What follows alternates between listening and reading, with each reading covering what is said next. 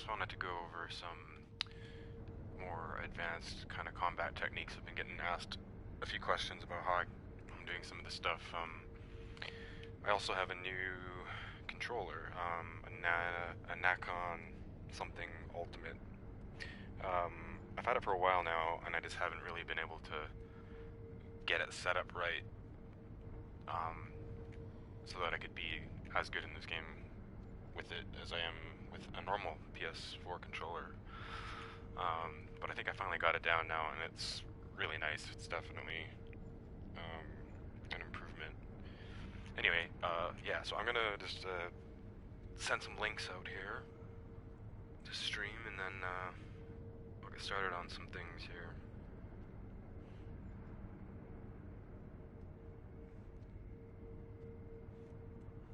Yeah, sorry about this. Alright.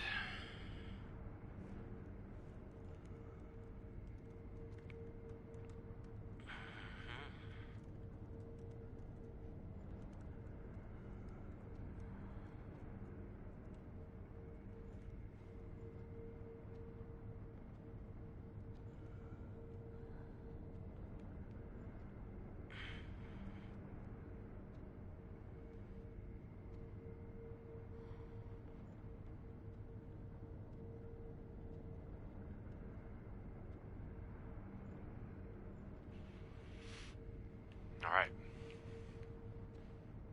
So I just had to send out some links, and I think we got the stream going. Right, so I got the GUI off. Again, just back in the dojo, usually where I train for a lot of things. Both rooms are good. Obviously, the Purple Ninja in the other room is good for a good fight.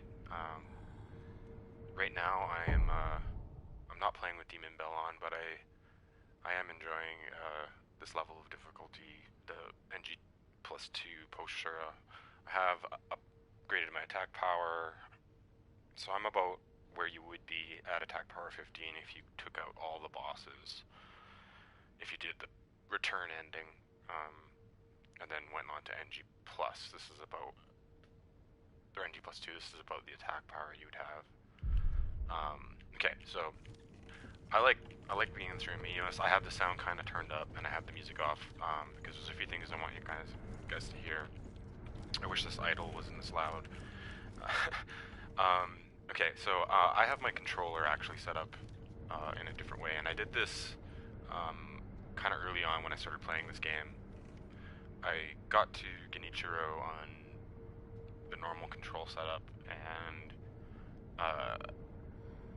as much fun as I was having, I just kind of wanted to explore more, and I thought that there was certain moves I could do and certain move sets that I could do with a different control scheme, so I did change it up, and this is what I've been using ever since.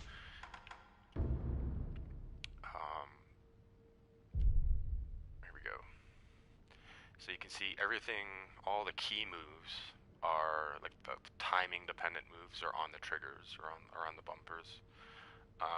So the way I've divided it up is on everything on the left side is Sekiro. So L2 and L1 are going to be your, anytime you see a perilous attack, I have it set up that way, so psychologically it's all on one side. I just either hit L2 or L1 to jump, or sprint, or dodge. And then I think of the right side as Sekiro Sword. So R2 is deflect, R1 is attack. The combination of the two is the combat art. And then what that allows me to do is it lets me keep those timing dependent actions on the triggers, where I have my both fingers all the time. And then the non-critical, like timing stuff, which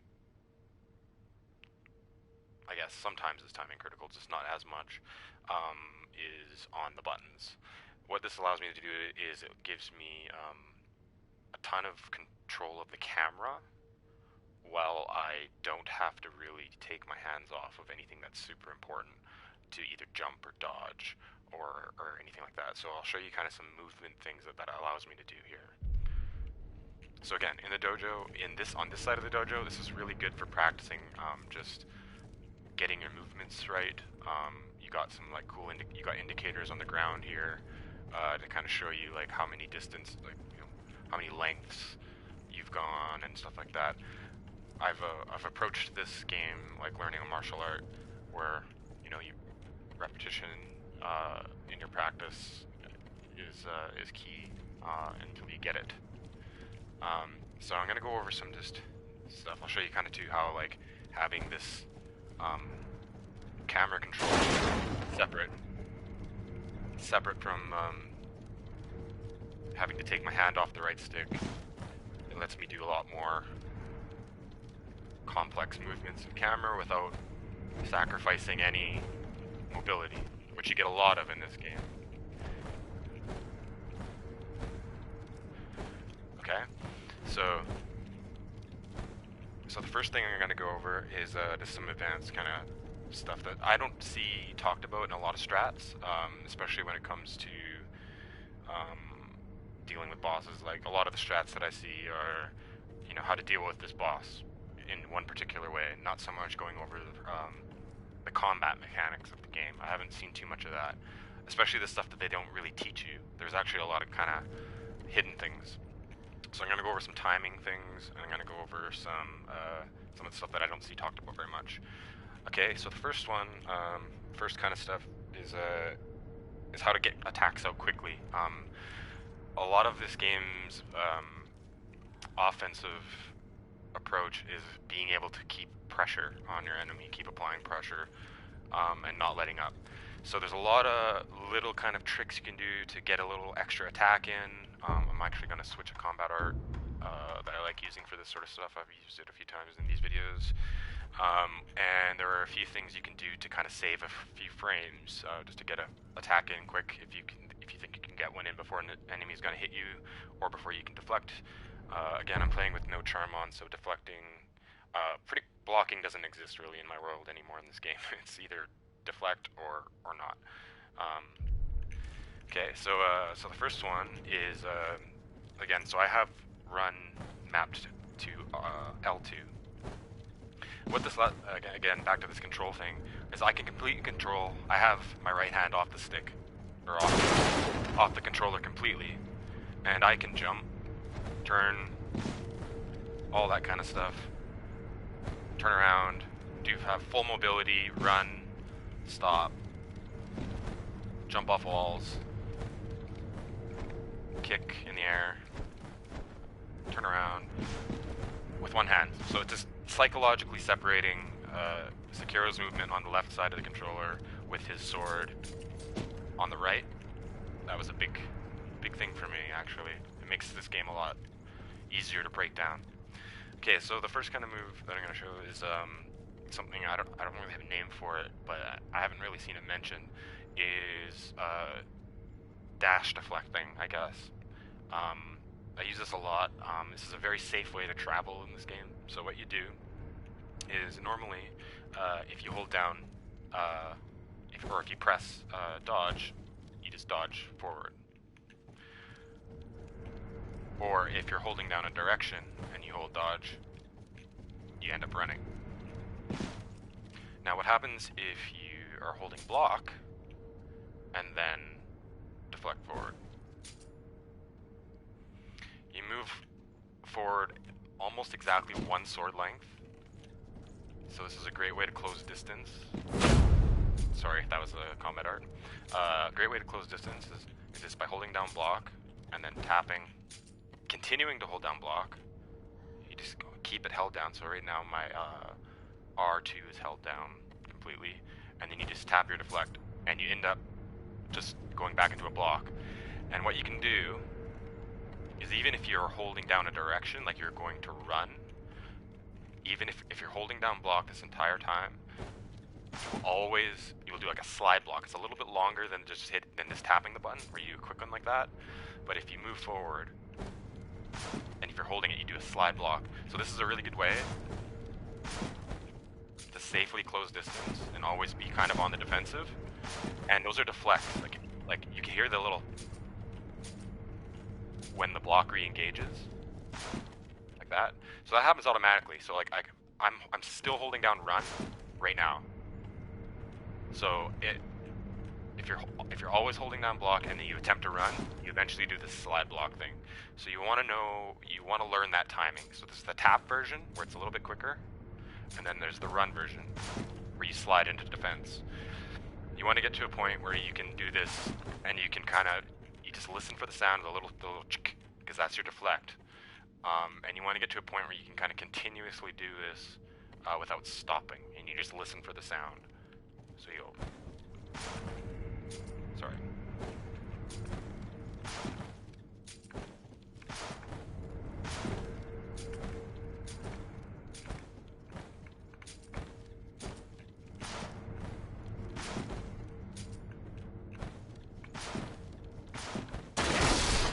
Noisiest ninja in the world.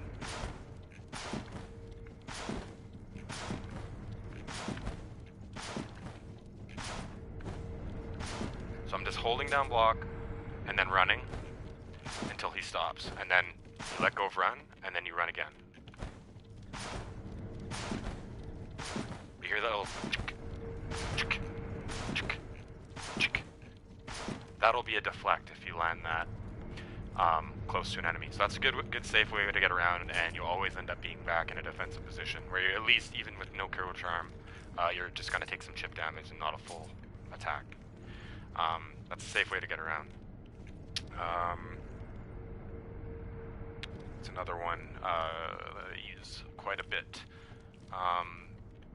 Cancels. Cancels are huge. So one of the biggest ways you inflict damage on your enemy in this game, as many of you who play it know, is through deflects. And there are a lot of ways you can kind of go about this. Enemies in this game read you. There's a lot of mechanics built into, especially the bosses, where they read if you're healing, or if you're doing an attack, or if you're block spamming, which I'll get into some techniques you can use with that too, and ways you can trick the AI. But what you do is you use attack cancels and jump cancels to get the enemy to attack you, and then what you do is immediately after is you tap deflect, so you get a perfect deflect. You basically initiate a perfect deflect. So what you'll find is you can do an attack, a two-footed on the ground, and I'll get into explaining the importance of that too. But if the animation doesn't have the little whoosh on it yet, the little whooshy effect that you see there, a little white, if it doesn't have that yet, you can tap block and do a cancel like that. So you'll see me doing that a lot. Like when I'm fighting this, I'll go in after and fight this ninja a bit. You'll see me doing these kind of things. And what that does is that when you tap attack, that gets either the enemy to go into a different state and want to either attack you, if it thinks it can attack you quicker than you can attack, or it'll just confuse the AI, and you'll actually see them change up their movements once you start noticing these things. But the key to this is to get the timing, and there's the quick version again, so you can kind of do like, as soon as you hit your attack button, you just tap your block button right after it before you see that whoosh. If you do it anytime after that, you won't get it out. So if I go like this and then hit block, no, too late. Gotta be 1, 2, 1, 2. Well, still getting used to this controller a little bit. Like that. And then you want to extend it as long as you can. No, not like that. Not like that. Not like that. Like that. And that basically guarantees you, on a lot of enemies, a perfect deflect.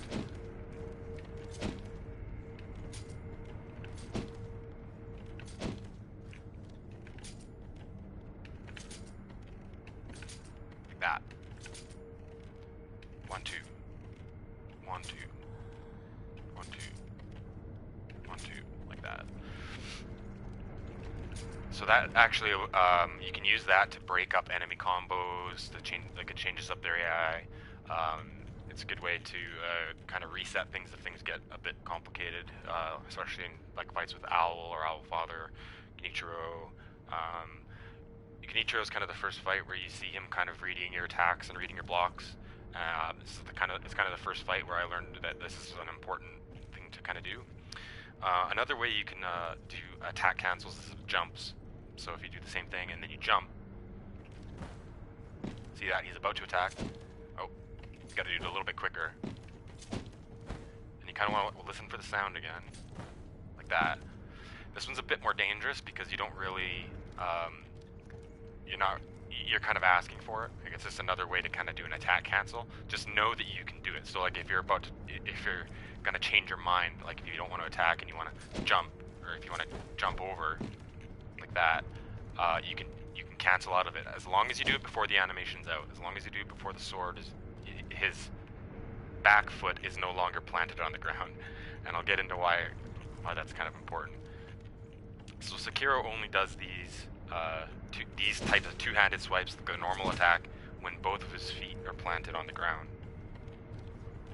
That's very traditional kind of sword katana technique. The power comes from your legs like that, or your hips. If you jump, you'll notice he's in one hand. So there's a little trick you can use. Each one of those attacks, since it's one-handed, does less damage. I believe they do 33% damage of an attack. So if you do a jump, and if you can get 3 in, and if you do the attack as soon as you leave the ground, you do 3. So that gives you, no, I believe they do 50% damage. You end up doing 50% more damage if you do like that. If you get 3 hits, than you would if you do 2 full attacks, or 1 full attack. Sorry. But what this also lets you do is when you're about to hit the ground, you can get, and if you listen, you try to line up the attack with when Sekiro's foot hits the ground, and it'll sound like only one hits the ground, like that.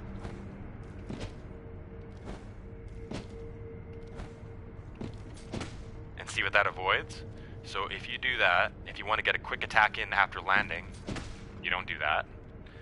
Because if you land and you hear both feet plant, he will do that. So that takes a little bit longer. See that?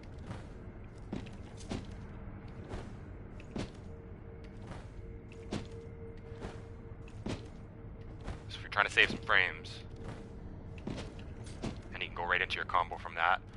You can also, if you have, I'm assuming that you have, at this point, you have skills unlocked that let you do, like, mid-air deflect and stuff like that.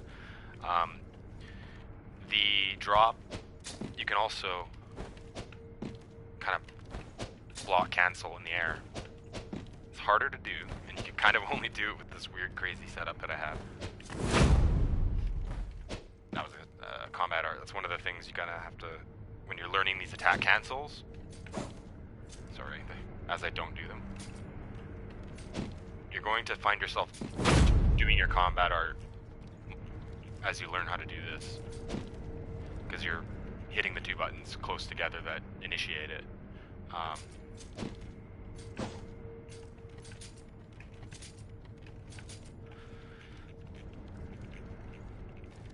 So yeah, so there's that quick attack you can do right close to the end of, and it's the same as doing an in-air attack, but it saves you if you need that extra frame.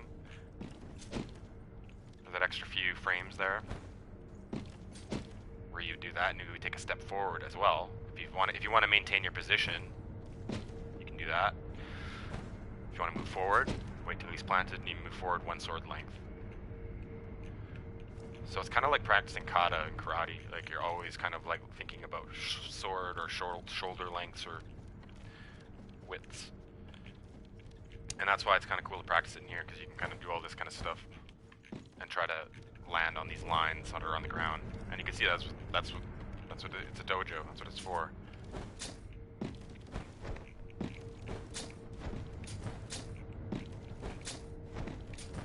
So there's a few other things too. So you can jump. So if you're holding down block and you jump and you keep holding down block, you will do jump blocking. And you can do a mid-air deflect that way too.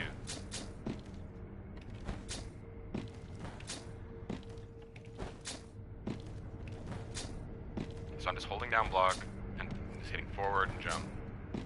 And it's like dashing, but you automatically do this defensive move after a certain period of time. It's right at the top of the jump. Sekiro will do his block. So you can actually do it a bit sooner if you tap it. So if you aren't holding down block and you jump up, oh, I did it wrong. It's hard to do. I don't do this very often. You can do it a little bit quicker, like that. I was from the hold, so there's like, it's like a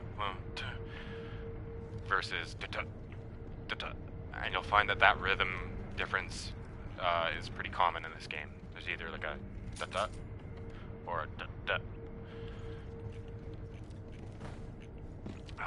Yeah, there's a couple other things I wanted to go over here before we get into some combat. I got a little sheet here.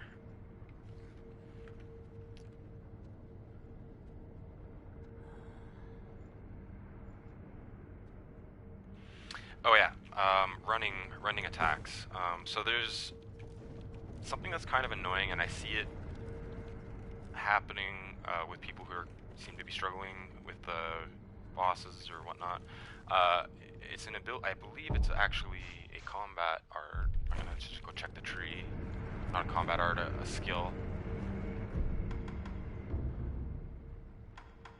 It's one of these, like, it might not be. I might be thinking of, yeah, run, slide. No, that's the crouching one. Mid-air combat arts, the ninjutsu skill, fang and blade. It might not be a combat art or an actual skill. But the run attack. So when you're running, actually we'll just do it with the dodge, the first move. So if you dodge and then hit attack, we'll do this rather slow spin attack. It does a little bit more damage than a normal attack, but that is a lot of time than that. So again, if you stick to the rule of waiting for Sekiro's both feet to be planted, you will do the full attack at that speed. So if you end up doing a dodge and you wait for the plant, or if you run, you wait for that run, then you can do a normal attack rather than the slow. And if you hit that late, like if you dodge and then hit it, look at how late that is. There's a very weird window. It's like you've almost completely stopped from the dodge. If you do it too late or early, you will do the slower. At that point, it's a much slower attack than just doing a foot planted. Sorry, like that, a foot planted attack. So that's a common mistake.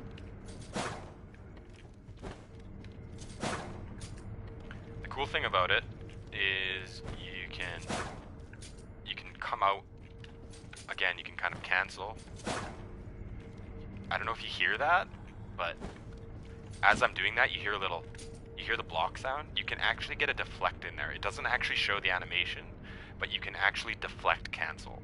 So if you go like this, it's hard to actually demonstrate. Hard to demonstrate and actually hear it, but you'll actually hear the block sound in the middle if I do this right. Hear that? That's me hitting block. I'm block spamming while he's doing that turn.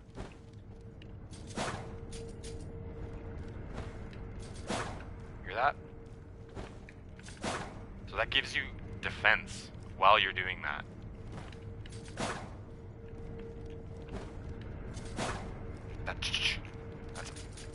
tapping the block button as you're spinning.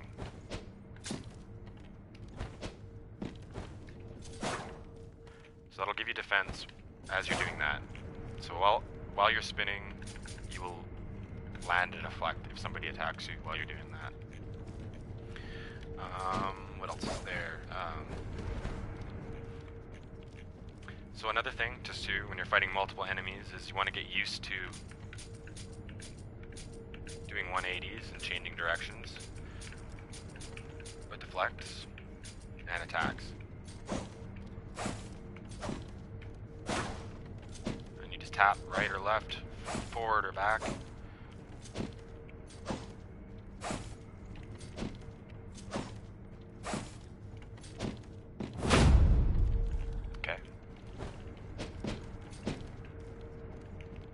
So you have a lot of mobility in this game, and it's really important that you take advantage of all of it to really get the most of this. Oh yeah, so charge attacks. So if you're running towards something and you're going to attack it, there's really no point. If you have enough time to run towards something and attack it, there's very little point in doing just the normal R1 slow slide attack. It's quicker, it's a little bit quick, but if you have enough time to run at something, you have enough time to do something more. So what I normally end up doing is if I'm running towards something, I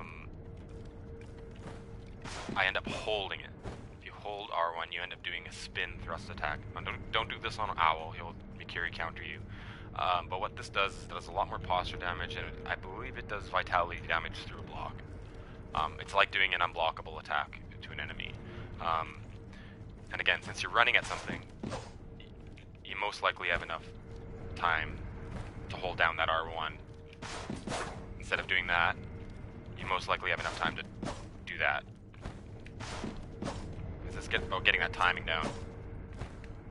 You can initiate it really early in the run, as you start running. Not right when you start running, but just as you get up to full speed.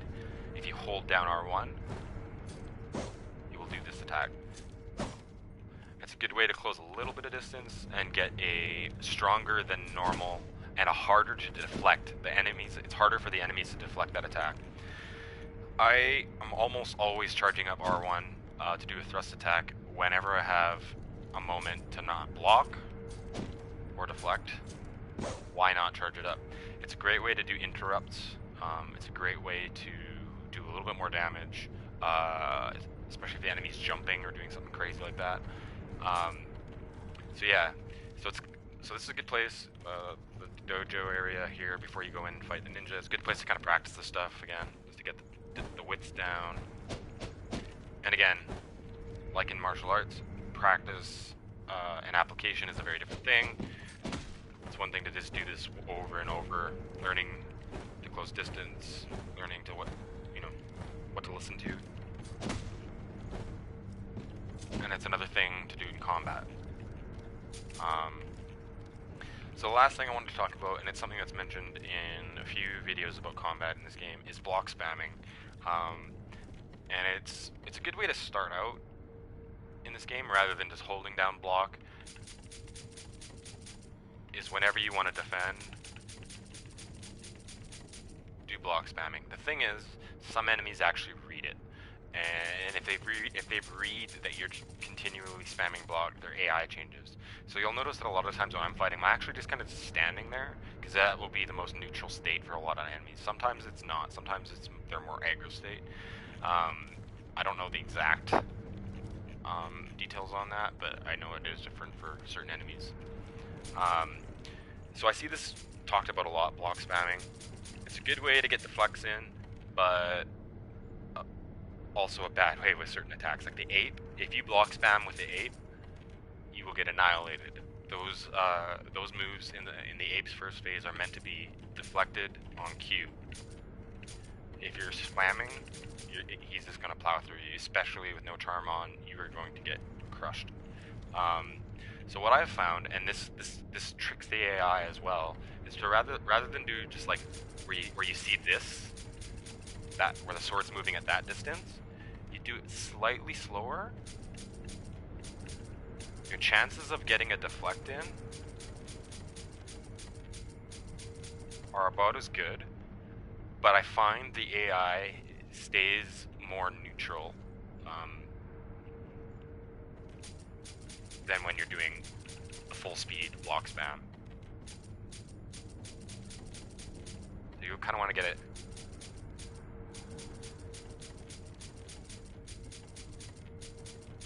a little bit slower, and you can kind of vary it up a little bit. Again, that trips up their AI. When you first start trying this, you might actually find yourself dying a little bit more because you might be used to a certain rhythm, and this actually changes up the rhythm of an enemy. Like, again, it trips up their AI. It's a good way to break up combos if you find yourself out of sync and whatnot. So yeah, kind of putting that all together, and then when you are playing on no charm, the only time you're really holding block, is when you're trying to regain your posture back. That's just kind of a general thing. So I'm going to heal up. I don't have the Demon Bell on right now, just for practicing. I don't like having it on as much, just so but I find that this is a good difficulty for me, where I can keep the GUI off, and it's pretty high risk, high reward. But I like fighting this guy this way. Let's put some of this together. That was double tap, and I was charging. As soon as I was done the double tap, charging for that.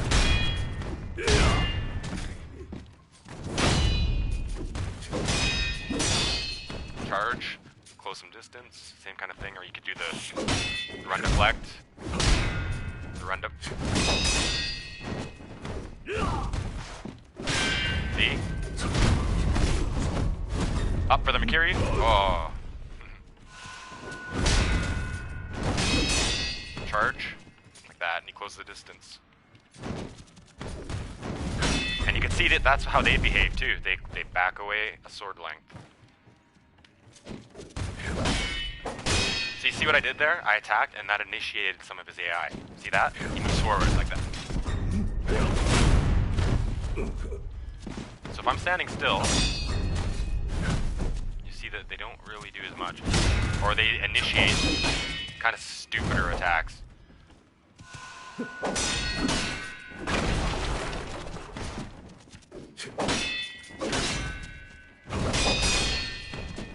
Close the distance.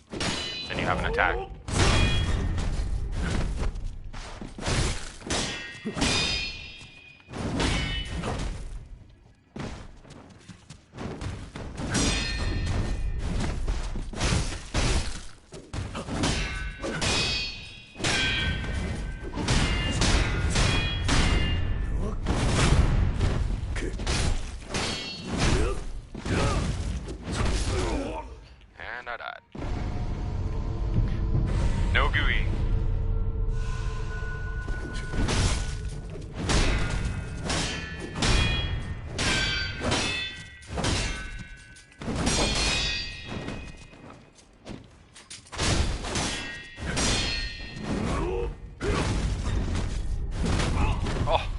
Stuck on the stairs, like I always do that here. Oh, and he's charging out. Damn it. I'm gonna die. Let's see if I can throw it. Another thing about doing the thrust attack is it almost, and if they block it, carry now.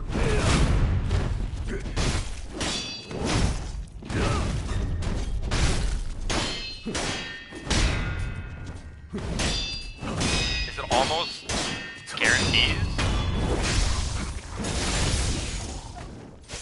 when you do the thrust attack and they defend it, it almost guarantees that they're going to attack you like the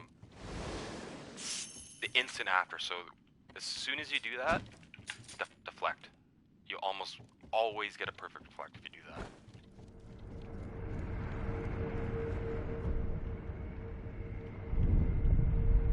So let's try a little bit more. Again, purple ninjas are great to fight. Great for all this stuff. Great to practice against. One.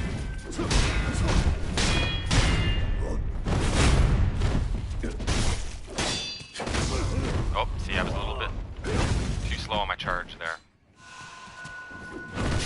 Oh.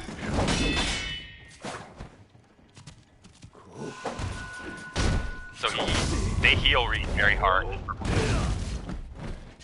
And you can actually deflect, like, right after heal.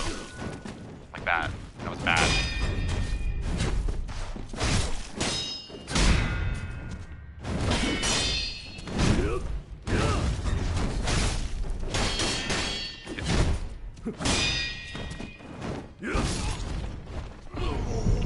He just got me with his kick.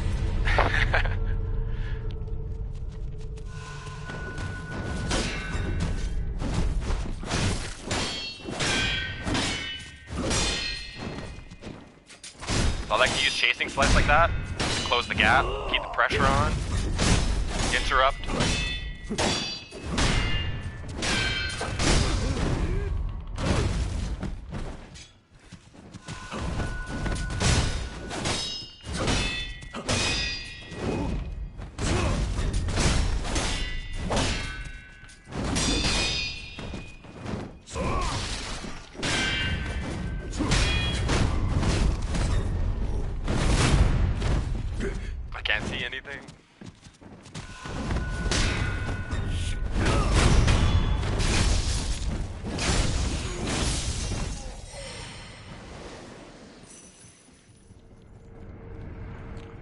So putting it all together there, so you saw me do the 1, 2, 3 there a few times, a couple times. I don't know if you saw the dash. There was a couple times we did the dash block, dash deflect. Let's put this all together again, a little bit more.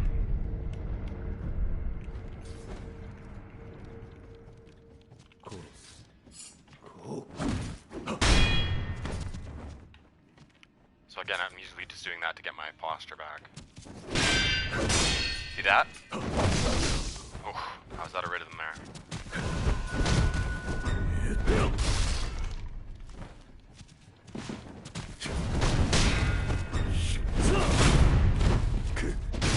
Tap.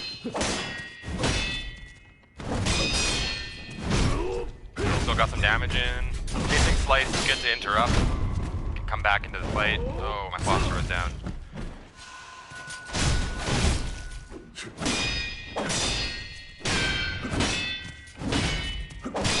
See, when I do that charge, and he does the deflect, he almost always attacks me right after. You can get a deflect in there if you do it right. Run.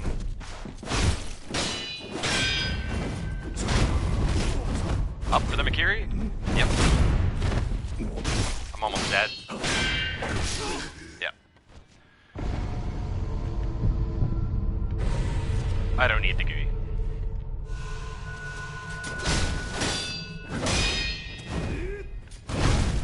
Oh, okay, perfect.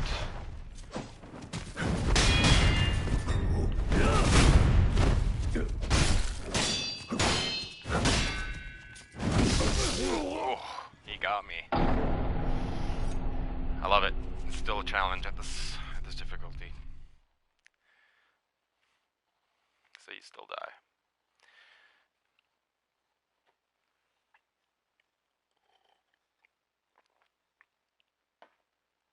See, it even tells you there, as pressing R2 or whatever your block button is repeatedly. That applies to certain enemies. So at the beginning of the game, the first enemies that you fight, if you're having a hard time with them, block spam. Holding block is terrible because you take a lot more posture damage rather than you dealing it if you're block spamming.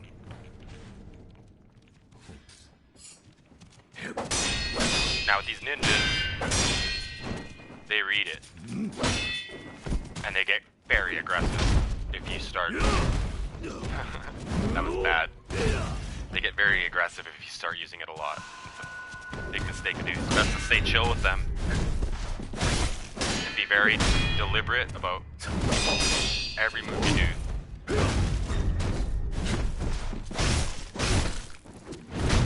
Oh, bad. As soon as those kicks hit, it's posture broken. As soon as you hit NG +2, those kicks are an instant break.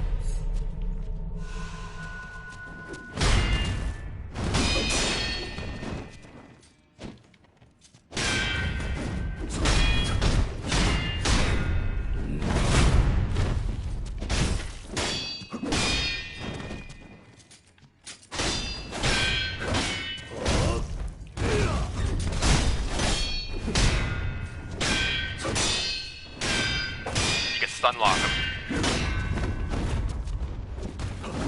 I need to heal. Oh, I need to heal again.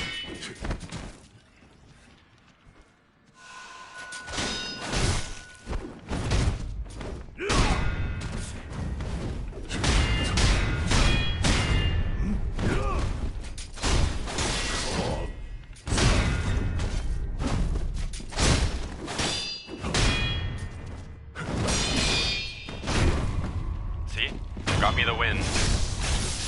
A little extra distance you get from that charge attack. A little bit of extra foothold you get on your enemy. It's great. So I really like having, I mean, without a doubt, Ichimonji double is probably the most important combat art to have in this game.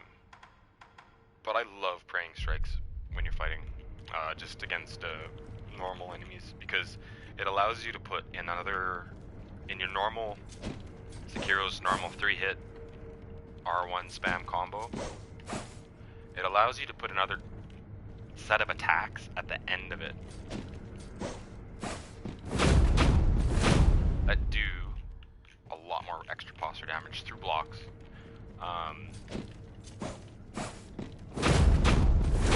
And also a great way to close distance. See, you can use it as like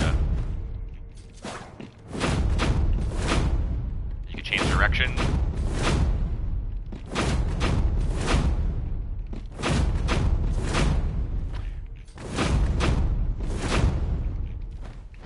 Do it in the air. One thing I like doing with this one is landing. So you initiate it in the air, and you land with it, and you get a good thud. Do some initial pop damage, and then you can do an attack.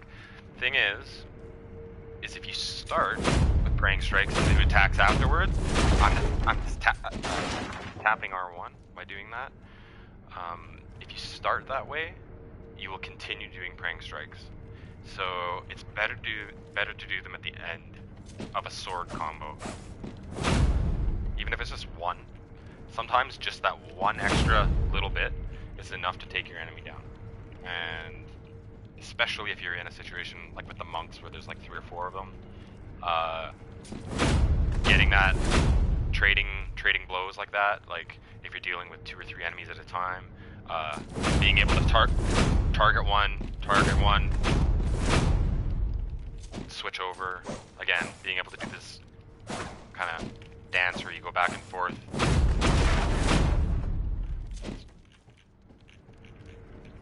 It's quite effective. So I'll try to use some praying strikes here in these combos. A little hard against these guys.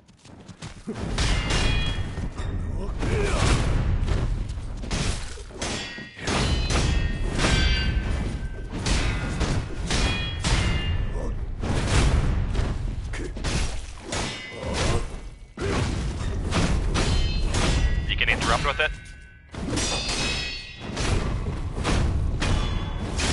Close the gap with it. Do you see how much faster that was? That took down his posture a lot quicker.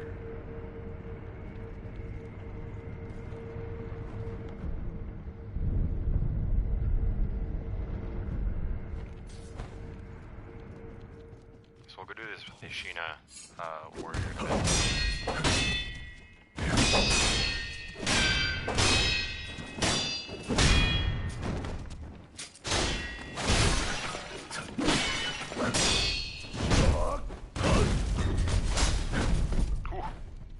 Getting real ninja in here. 2, 3, 4. Oh, I hate it when you can see the last. When you get posture broken on the last one before the kick, before the Makiri, and you can just see her death.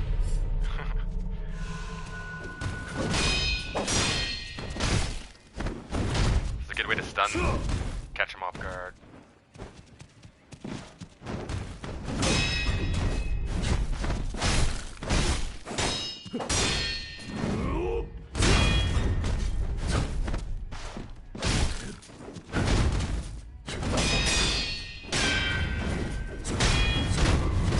Oh, up for the Makiri.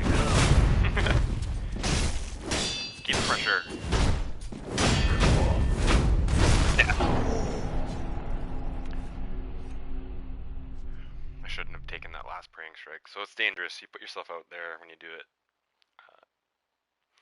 But again, if you just do one, so even if you don't use the exorcism one, I find if you change back to the normal praying strikes, which is just the first two of the combo, you don't accidentally do a third one.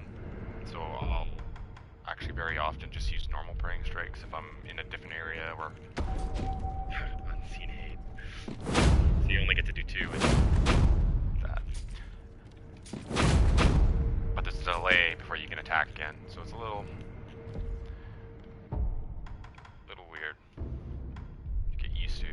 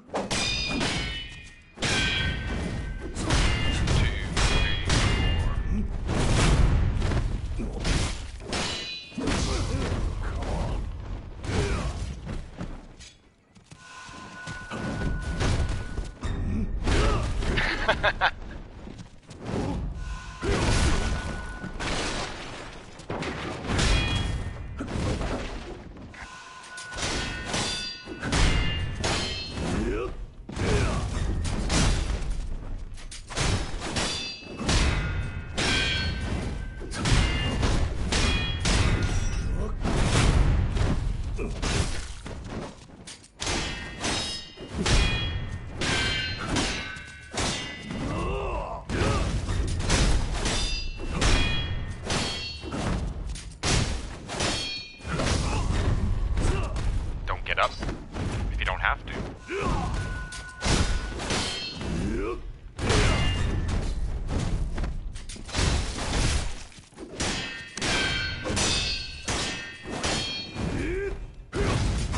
can also hit him out of the air. He's got a throwing star in his head. Ridiculous. Okay, so yeah, these sort of techniques kind of apply to most of the enemies. The Ashina warriors are also good to practice against. Like I've shown several videos now. So let's do one more. So let's try and keep the pressure up as hard as we can. Let's see, play high risk. Nope. Bad.